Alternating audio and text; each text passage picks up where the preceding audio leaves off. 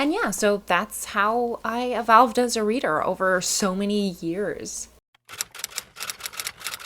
Hi, I'm Anne. Welcome back to my channel. Today I'm going to be doing the evolution of a reader book tag, or reading tag in this case. This was created by Jack from Spread Book Joy, and she tagged me in this about a month ago. Ugh. And I have yet to do it, so I'm finally doing it now because it is, of course, Tag Tuesday. So the whole idea of this tag is kind of a loose rules. Yes, there are, I think, 5 prompts, but you can kind of do what you want and answer them how you want.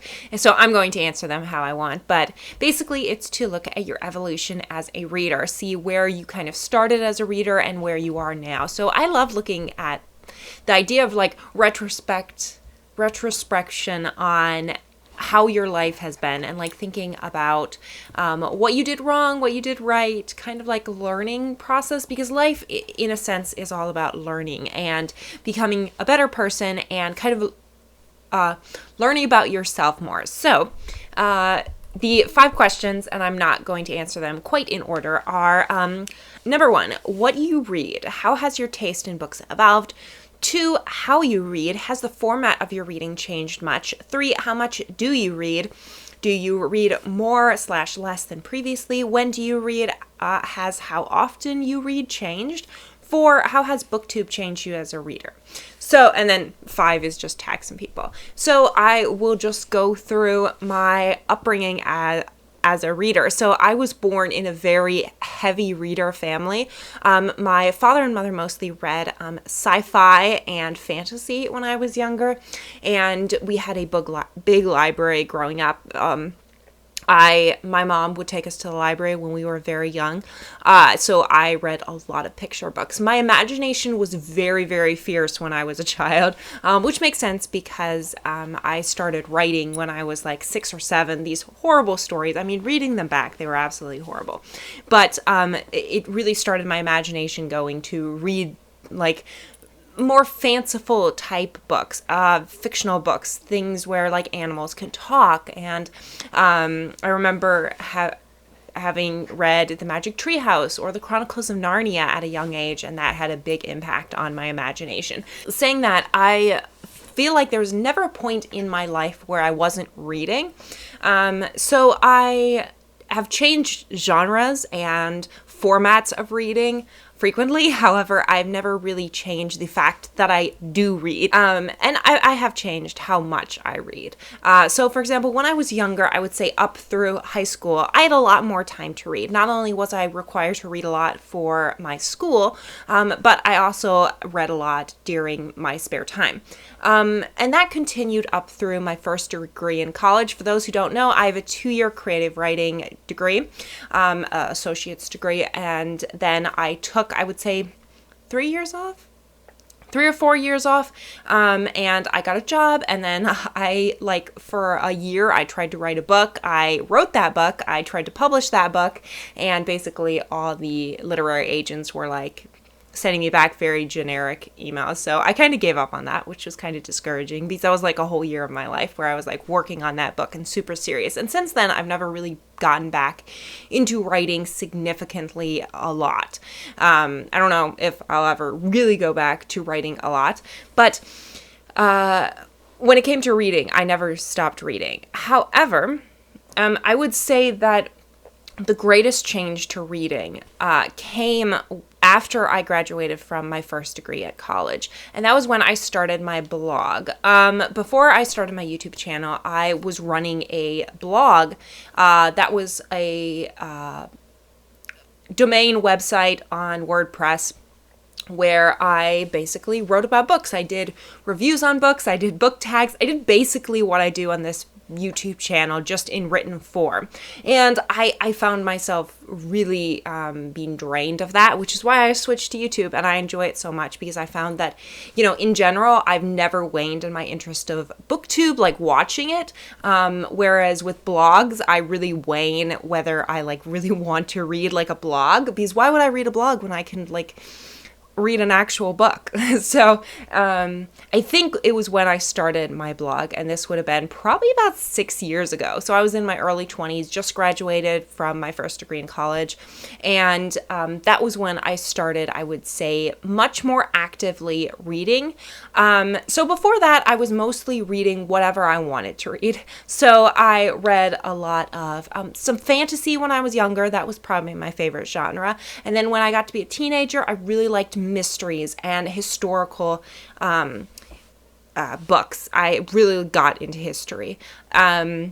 Especially the Victorian era. I remember in maybe when I was 14 or 15 getting to read Agatha Christie for the first time, or maybe I was a little bit younger than that. However, I find my reading really ramped up when I started my blog, because I think I went from reading probably about a little under 100 books a year to reading almost 200 books a year, between like 150 to 200. So I almost doubled my reading. Because I was posting about it. You know, this was something I was really interested in. And if I didn't have content, then I couldn't blog about it, or, you know, now to make videos about it. So I really got into reading more, and my taste in reading changed. It used to be, you know, I could pick up any book that I wanted, and it wasn't like anybody would see what I was reading. Then I not only got Goodreads, I think I got Goodreads in 2012.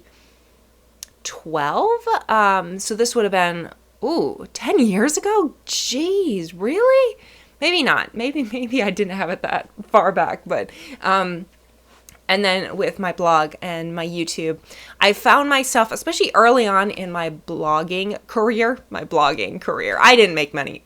Because of my blog, I started reading more modern books and focusing on like the types of books I was reading. So I had pressure kind of put self-inflicted on myself, as well as just in the blogging sphere, to read certain books, because you saw a lot of blogs talking about them.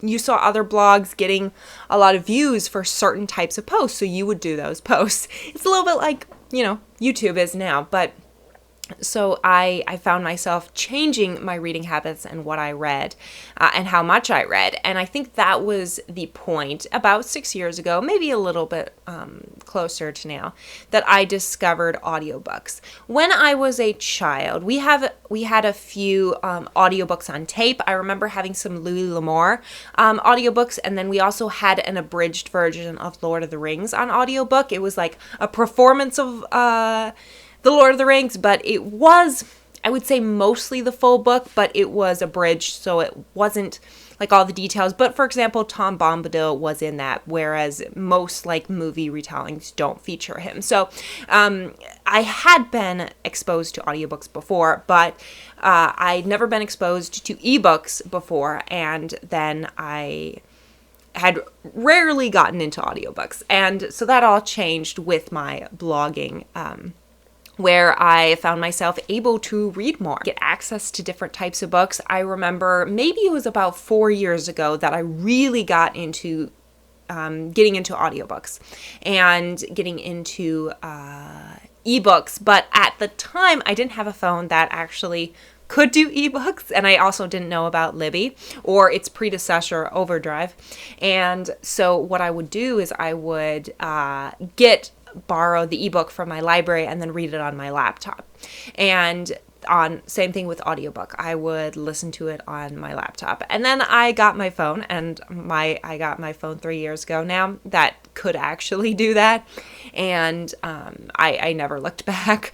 Since then, I've just been consuming so much more audiobooks and ebooks. And I'm probably more dominant in the formats of audiobooks and ebooks now than I am physical books. I'm getting a little bit back into physical books in this previous month because I have started my challenge where I'm trying to read my entire physical TBR. So some of the books I can get on ebook and audiobook, but for the most part, I'm reading books a lot more physically. So definitely my reading has changed a lot in the past, I would say 3 to 4 years. My reading has changed a lot. Very, very much a lot. Because when I was younger, I didn't even care to own books. And now I'm much more into the collecting of books and having the beautiful bookshelves behind me. Whereas even 3 or 4 years ago, I didn't care what my bookshelves looked like. So I have adapted so much as a reader as well as a book collector and just a consumer of books in general. So I'm pretty sure my problem is Jack from Spread Book Joy basically tagged everyone I know. So I'm not sure if there's anyone left for me to tag. So I'm not going to tag anyone. But I'd be curious to know how has your reading evolved? I'm curious.